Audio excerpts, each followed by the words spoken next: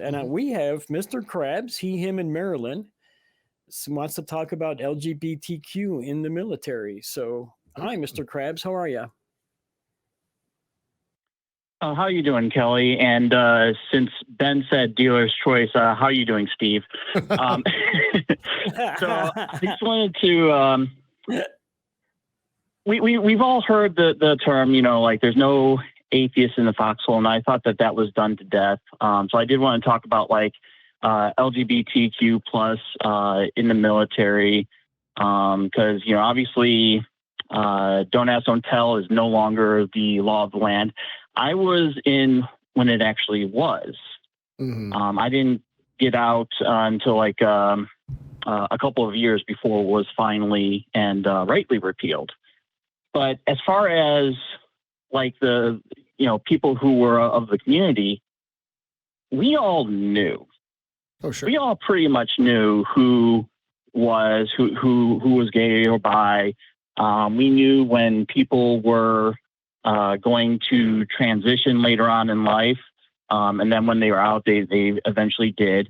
Like we knew that, and one of the arguments that we've heard for years is like, oh, it's going to destroy unit cohesion because they're going to be in the foxhole, and you don't know if the guy behind you is going to protect you or do something terrible to you, and in their minds. And it's so, well, first of all, absolutely disgusting, the whole locker room talk that they would engage in with that. Like, oh yeah, they're just gonna, R word you, SAU, however. And we only ever saw one person processed out because of don't ask, don't tell. And the only reason why he was processed out was because he wanted out. Okay. Mm-hmm. He did not want to be there anymore, and his command didn't want him in there anymore. So I guess they all set up a situation where they would be caught. And even in that situation, like, okay, yeah, he wanted to get out. Maybe there'd be a better method for service members who necessarily can't handle it to get out, without damaging their reputation, damaging their future and all that. Because I'm pretty sure that guy got an other than honorable discharge for that. Yeah, most likely. Oh yeah.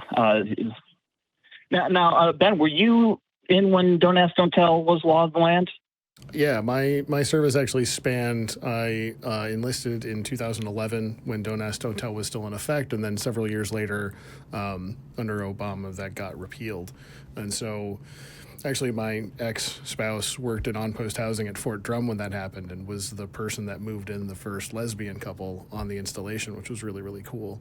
And so, yeah, I got to kind of see the before and after of how it affected military culture, and the before being all of the like, oh yeah, they're going to be focused on hitting on each other rather than actually focusing on the mission and what have you. And then on the other side of it, it was just like, okay, well, cool, back to work. And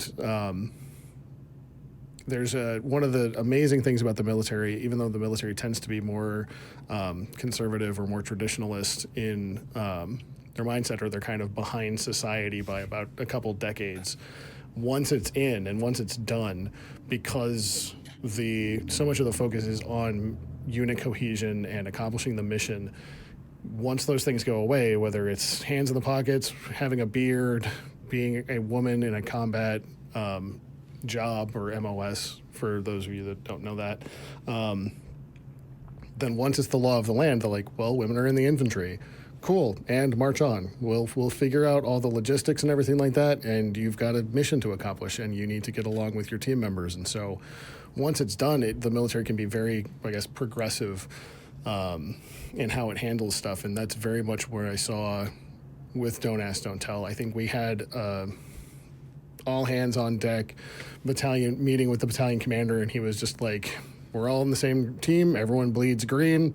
Get back to work. If I hear anything about it, your career's done. And it was like, cool, that's it. And so if people were bigoted, they had to keep it to themselves. And if you didn't follow the orders of someone who was a homosexual in charge of you, you'd get UCMJ or, lose rank or be kicked out. And so it's a very clean cut. And within a few years, it's just all of the people that were really passionate about not wanting to be around gay people got out of the military. And it's just, or they learned to just suck it up and not say anything. So I think it speaks well to, there's a long history of bigotry being erased by essentially forcing people to be around people that aren't like them, whether it's like the history with unions and working with other minority groups, and then that stripping away their bigotries because now you're having to work in the same jobs and doing the same struggles and suffering together, and you realize that there's more commonality than there is differences. And I think that really showed true with Don't Ask, Don't Tell going away.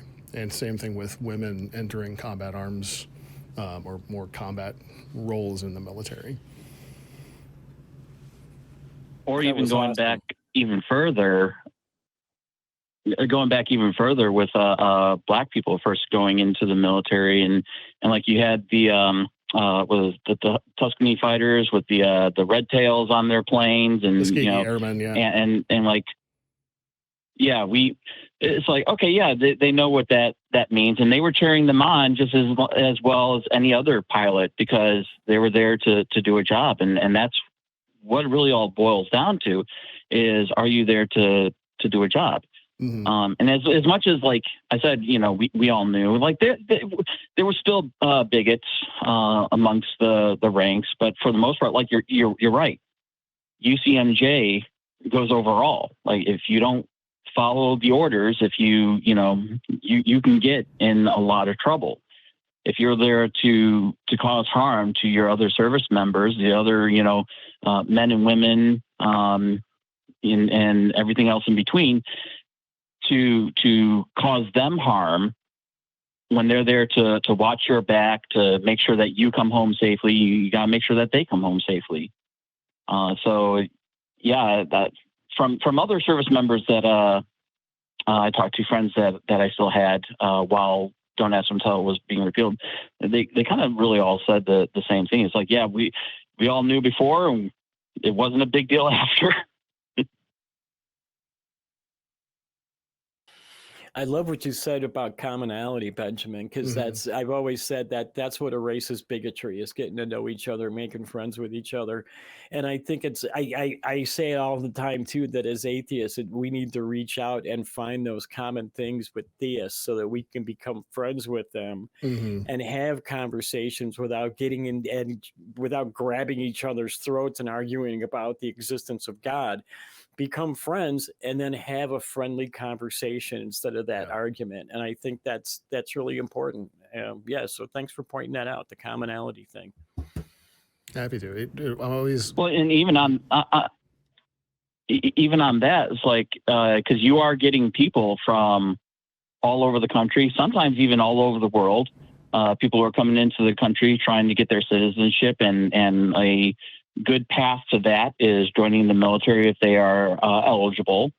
In some cases, they may not necessarily be able to get some kind of security clearance for certain jobs, but there's still plenty of jobs in the military that just about anybody can do. And if they serve with honor, then yeah, they definitely deserve citizenship.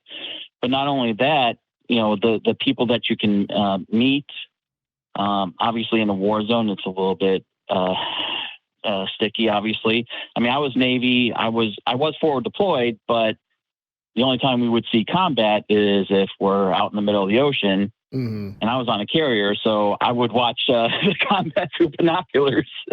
But the different cultures that we got to see, it really. I don't say that everybody in America should serve. I think that's still best that it's a full volunteer force.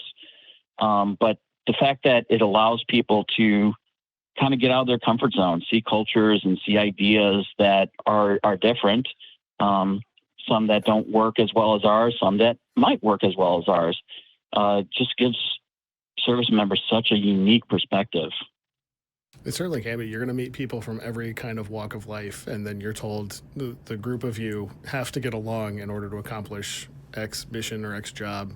And so whether it's political disagreements or religious disagreements, all that gets shelved and has to become secondary. And thinking about the working together and having common values or having common work and objectives, reminded of one of the early things I did with the organization Veterans for Equality is we were down at the Texas State House coming up on 2 years ago, so about a year and a half ago during the last legislative cycle. And for a lot of the LGBT groups that were sending people up to testify, they needed somebody to help try to escort them through and keep them safe because groups like InfoWars, Protect Texas Kids, which is an anti-trans group here in Texas, were there harassing folks. And so we were in and out and around the building constantly for over a month and a half, 2 months. And one of the things we did is there was a prayer group or a prayer circle that was done to pray for the rights of LGBT folks in the outdoor rotunda at the Texas State Capitol. And a bunch of not nice people and people that really don't like the LGBT community were trying to force their way in to disrupt this prayer circle. And I was standing next to a friend that I met at the ACA previously. We were in there trying to put banners up and block them out and trying to prevent them from harassing these folks. And I at one point turned to him and I was like, I cannot imagine if you told me 5 years ago that I would be protecting a prayer circle, I would have told you you're a crazy person. But here we have this common goal with these people, that we have this shared value of equality and empathy and kindness. And I'm going to protect your right to sit there and pray to an imaginary figure. And that's your right to do because we're on the same team in this context. And I gained a lot of respect for some of the religious members of the LGBT community and the work that they do to help create safe spaces for people that are really in jeopardy right now. It was really formative. It was really an amazing opportunity to learn and kind of strip away some of my own, I wouldn't call it bigotry, but my own biases towards more religious people.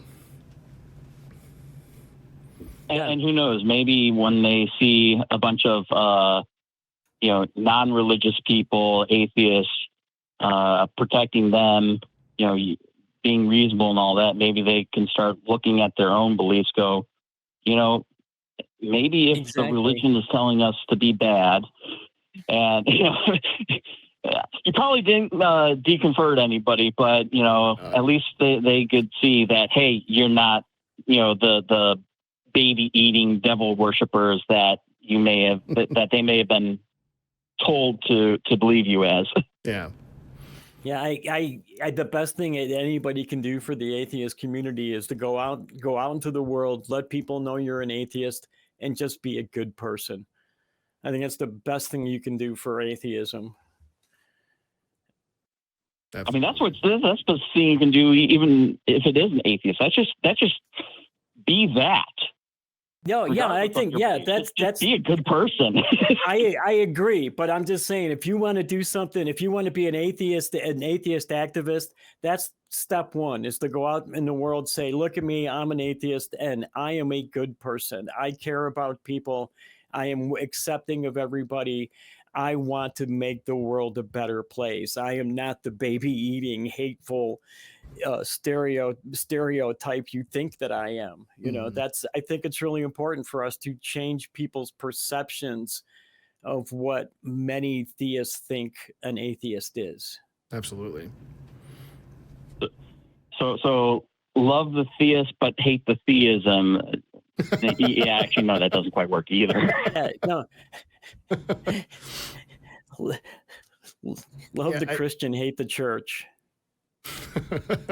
I think that'd be a better slogan if it wasn't historically used in order to justify being hateful to people. But I appreciate the sentiment. Yeah. So I mean, I guess that's pretty much all that I got, and again, like I said, it sucks that we need people like you, Ben, but thanks for being there for when people need you. I appreciate that. Yeah, my sentiments exactly. It sucks that we do need people out there doing the job you're doing, but thank you for being there and doing it, because we need people to do it, unfortunately.